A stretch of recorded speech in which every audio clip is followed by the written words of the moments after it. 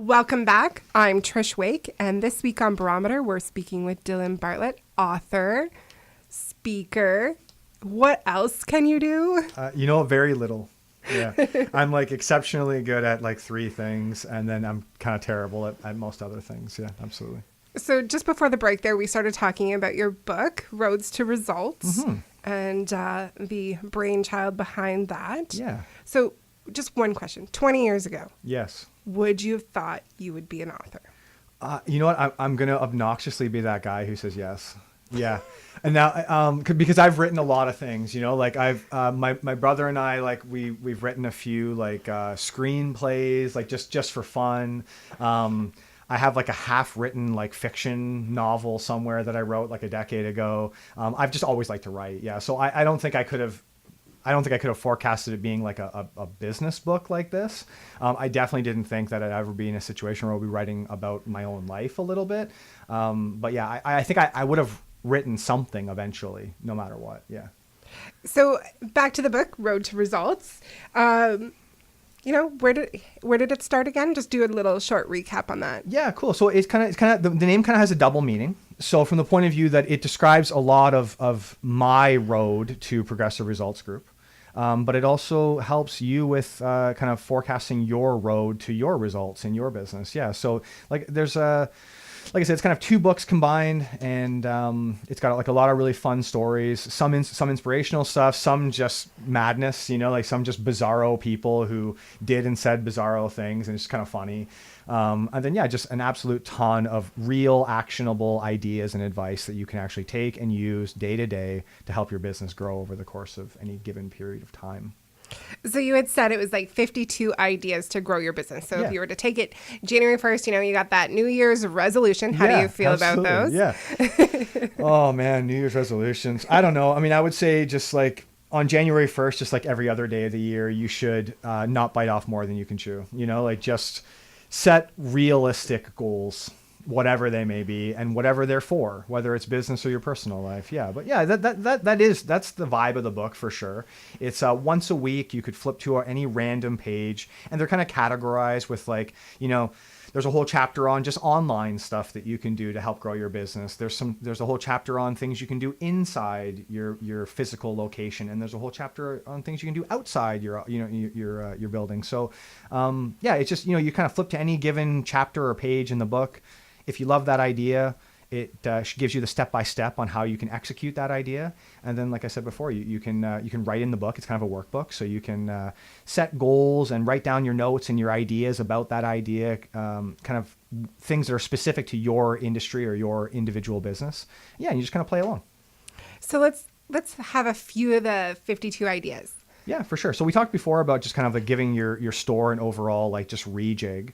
From an online presence point of view, there's a handful of things I would love to see people do, because there's so many people who are doing bad things on the internet and social media. So I mean, right out the gate, you got to buy a domain name.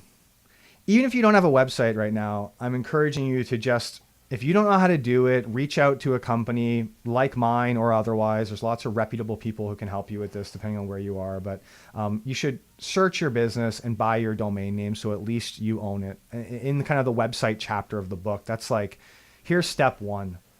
Secure your own business name on the internet. So that's an idea that's easy and cheap. Maybe it's going to cost $15 to buy a domain name. It's money well spent. And then if you decide you don't have the funds or the resources to build a website for a year from now, at least you've got that domain name secured. And then there's a bunch of other stuff that's just ideas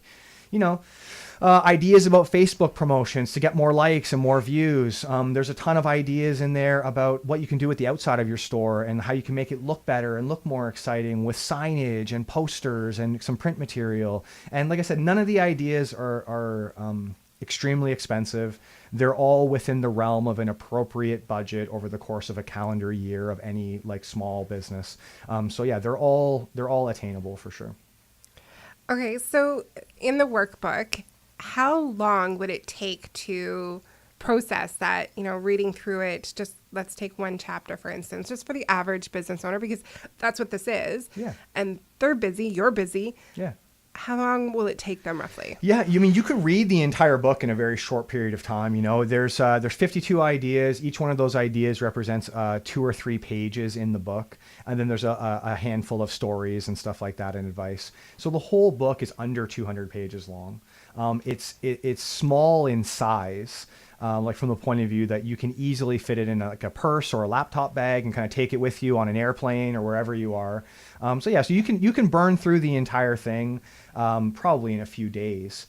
But then I think you just kind of like star a few ideas that you really love and revisit them. And I think the plan for it really is that if you did one a week, you get them all done in a year, and your business will have grown over the course of that year. And some of the ideas are like 10 minutes. Some of them might take you on and off a couple of days, but they're all built to be able to be done within that week and then within that 52-week period of time. So yeah, you can smash them all out in a year, no problem. Yeah. So it's an investment into your business that it is. Absolutely is attainable. Absolutely. Yeah. And the book's going to cost you like less than $20 when it comes out. And it's, you can get an ebook version of it if you're like a Kindle person and you prefer to read it that way. And yeah, it's money well spent for sure. Yeah. I'm a doodler, so I would love to have that like concrete. There's full-on doodle sections in there because I'm also a doodler. Yeah, there's literally areas in the book where you can like draw an idea if that's your weapon of choice. Absolutely, yeah. Well, as you can see, like my notes are colorful, and I just have There's got to be at least 4 different colors of ink on your pages. Yeah. At least. Yeah. So, going back to the idea and talking about the book and publishing. So are you publishing it yourself then? How's that working? Yeah. Initially, the plan was that we would just kind of sell it exclusively to like local chamber of commerce. So the idea is that you hire me to come like speak at an event for you. I'll come and do, 20, 30 minutes on whatever topic you want me to talk about, whether it's marketing or community or nonprofits or whatever. And then everybody who's in the audience gets a copy of the book. Right, that was the original idea for it.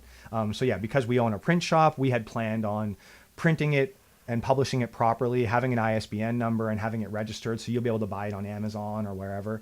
But yeah, that was the original plan for it. Now, since then, we have explored other people who have shown interest in wanting to publish it on a larger scale. So those details we just don't have yet. But yeah, there is a scenario where it will be available in like bookstores and stuff like that for sure. That's fantastic. So you said April 1st, this will be available, April right? 1st, absolutely, yeah. And I know, Dylan, at a conversation that we had last week, we also talked about making sure that you're out at our chamber AGM. Yes. So please stay tuned for those details. Yes, very exciting. All our business members and members of our community. We have so much that we can talk about, and I feel like we have great conversation.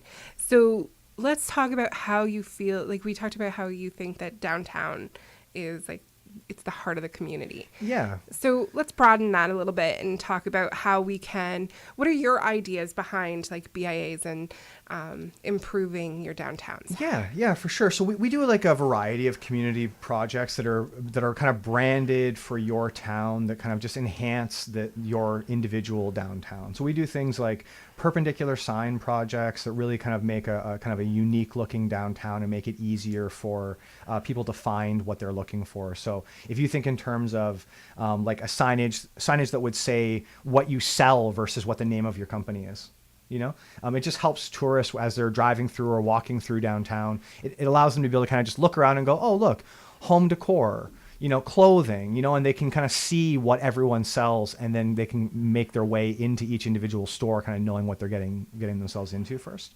And then we do a lot of other things. Like we're actually working on a really cool project right now that involves, believe it or not, garbage cans. So right now we're rolling out a community project where we essentially rebrand all of the trash cans in a downtown core. And make them all have a unique design with really high quality photography that features a bunch of local landmarks. Could be anything from like a trail, like a hiking trail to a lighthouse like in Kincardine, right? So we try to make it so that we kind of package up a bunch of really cool ideas and pitch them to a municipality or a town in an effort to say, like, look, here's kind of an inexpensive way where we do the heavy lifting to just spruce up your downtown. Yeah, because I wholeheartedly believe that strong downtowns are the key to our entire economic growth in Ontario. So we love to do as much community stuff as we can. with downtown and, wanting to be involved in the community, you have community magazines that you put out in your 3 locations. Yeah, absolutely. We have 3 community magazines that we currently do, where essentially what we do is we incorporate the rec guide of any given town into a community magazine. And it's, I don't know, like it's a product that we worked on for a very long time. They have great shelf life and great design, and just the communities are really loving them. So we offer free space in the around town section for like local nonprofits to talk about what they have going on in the next 3 months. And that section is free for them to utilize that space. And it's just filled with a bunch of local people writing like expert columns on whatever their industry is. So the readability of it's great. The shelf life of it is great. So yeah, we have Atmosphere in Hanover, Boardwalk in Kincardine, and Seasons in Saugeen Shores. And we're actually exploring something similar here in Mount Forest. That's a secret, though. That is a secret. It's a secret. I have no comment. Yes. So your slogan, I was all over your website in the last week or so. Everybody should do that. Yeah, right? Yeah, go click around. It's You super should. fun. Absolutely. It was fun. So I saw your slogan, you bring the coffee, I'll bring the ideas, and let's get to work. Yes. I totally failed on that and Yes, didn't you bring did. the coffee. There was no coffee here. Yeah, you're right. Yeah. I still brought the ideas, though, so it's You okay. still brought the ideas. So where did that come from? We started playing around with this hashtag, coffee fuels results, for our company, because we're all, for the most part, kind of like fiends when it comes to coffee. So it was one of those things where when I first started doing like idea-based like consulting work and stuff like that, I used to actually, and I still do this actually, but I used to actually give people a discount on the rate that I gave to them if they promised me that there'd be coffee when I got there. So, I'd be like, yes, I can come in and do like a day of training with your staff and teach them how to do this, that, and the other thing, but I'll give you 10% off if you make sure that there's coffee when I get there. And it started out as just being a joke, but people really loved it. So we still do it. Yeah, if I'm going to go speak at something, I usually kind of offer them this discount if they make sure that there's coffee there. And it's just kind of become a part of our branding. Yeah. I will make sure there's coffee next time for excellent. sure. Yeah. Saving money, save time, and grow your business. Yeah. I'm just kind of going through some of the slogans and some of the ideas that you had on your website. Yeah. And, especially in that blog that we talked about. And I think that's all those blog posts, I think, might be a book too. Yeah. Like, what is that? It could be. Yeah. There are so many. I couldn't read them all. Yeah. The blogs are just an outlet for me. It's just, I get a bit stir crazy and I usually kind of sit down and try to write something. Save money, save time, grow your business came from they were like the 3 things it seemed like me and every other entrepreneur and business owner had in common. So when we started trying to figure out a way that we would build a marketing company that really checked those boxes for everybody, we tried to figure out what could we do that was really going to resonate with people who owned small businesses. And that, at the core of it, that's it, right? I mean, that's what I care about. I care about how can you save me time, save me money, or grow my business, or preferably all 3. And as a company, that's what we aim to do. Yeah. So community focus, that's a big one. And we've been sharing it now since you guys are new members of the chamber, right? Yes. We've been trying to share your posts and get it out there. I really want to know more about community focus. Yes, man, it's turned into a big deal in less than a week now, or I guess exactly a week to the day now. Yesterday I had the first time someone stopped me in the street about it was yesterday. So that was bizarre because they saw me on this video. Through the magic of Matt, who's our producer and our video editor, he made me look good in this video and made me sound like I knew what I'm talking about, which is fantastic. But yeah, generally speaking, the idea of community focus is we've been using that hashtag for a very long time. It's not that hashtag's not new for us, right? We use the hashtag community focus on all of our social media when we're kind of doing good out in the community. And then we just thought, man, it would be nice to just recognize and honor some of these other great local businesses in Ontario who are just giving back and putting community first, So we're giving away a $5,000 marketing package, including graphic design, social media management, and a brand new website. And we're announcing the finalists on March 31st.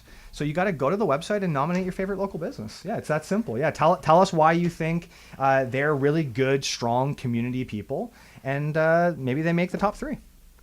And what is the criteria? Do you have questions? Like what are... Yeah, absolutely. So, number of votes matters from the point of view that, if we have the same person get nominated a number of times, that means something to us for sure. So that's why we're encouraging people to hey, tell your friends, tell your family to go in. And if you love a local business, get a bunch of people to nominate that local business, because that's immediately going to get them noticed. But then separate from that, we're evaluating what they do in the community. We're evaluating how they give back and how often they give back. We're really trying to narrow it down to 3 really, really good local businesses who just get it, who just get how giving back can help you run a successful business. And and then when we get to those final 3, then we're maybe thinking about taking it some kind of vote, but we'll see how that goes when we get there. Yeah, like a public vote. You click on it. Yeah, maybe. Select your favorite. Mm-hmm. So, you know what? Let's just wrap this up with casual conversation. Sure, that sounds great. How do you beat the cold? Oh man. Stay inside. No, you know what? I think go shopping for sure, right? Get out into your local downtown and pop into all the shops. Most of them are heated, I would think. So you'll be warm when you're in there shopping. And just see what your town has to offer. I usually say when the weather's a little bit miserable outside, it's a great opportunity to explore what your town has to offer and meet some new people and get involved with some stuff. So whether it's shopping's your thing or volunteering for a nonprofit or whatever, try to just get out there. And then on a really basic level, scarves. Fashion and function. Get yourself a scarf. For sure. Yeah, you're going to love it. And fancy socks. And fancy socks, yeah. I'm ironically wearing 2 opposite socks today. So, yeah, I like fun socks for sure, yeah. Well, Dylan, this has been fun, but I really think that people, after our conversation here tonight, or today, they're going to want to know more. So, recap, Roads to Results is the book that he's putting out April 1st. And where can they find more information about all your tips and tricks? Yeah, well, you know what? The main thing for me right now is just to nominate your favorite local business. Let's put community first. Let's make that be the priority. Go to proresultsgroup.com/community focus and nominate your favorite business. That to me, that's the priority for sure. All right. Well, thank you very much, Dylan. I'm Trish Wake, and you can join us next week on Barometer for another edition on 88.7 The River.